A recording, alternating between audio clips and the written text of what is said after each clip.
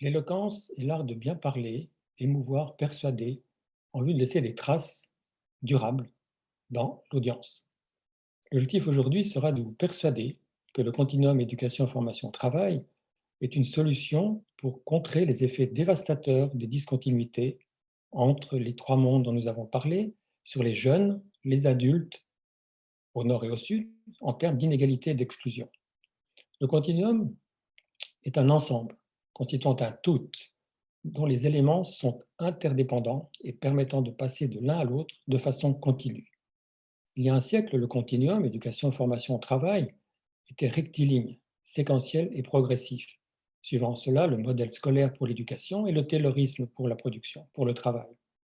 L'apparition de crises au sein de l'école en termes de quantité, de qualité, d'efficacité, au sein de la formation professionnelle devenue trop scolaire, au sein du travail avec les changements d'organisation et technologiques, ont entraîné des ruptures entre les trois mondes. Ainsi, au Sud, les discontinuités entre éducation, formation et travail se reflètent dans les centaines de millions de jeunes et d'adultes qui travaillent dans l'économie informelle. À Genève, on trouve 2000 jeunes sans éducation de base terminée, ni qualification professionnelle, menant à des inégalités et à l'exclusion sociale et économique.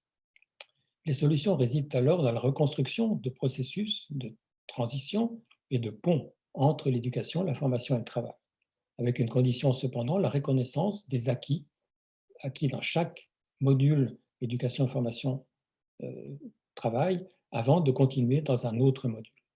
Les limites, c'est que le continuum n'est pas une panacée, n'est pas un dogme. Les trois mondes ont des visions, des finalités, des pratiques spécifiques qui nécessitent une gouvernance multi-acteurs et la mise en œuvre contextualisée. Tous ces thèmes sont très importants pour une RAG, surtout en plus dans cette période de pandémie où les discontinuités entre les mondes de la santé, de l'éducation, du travail se sont manifestées.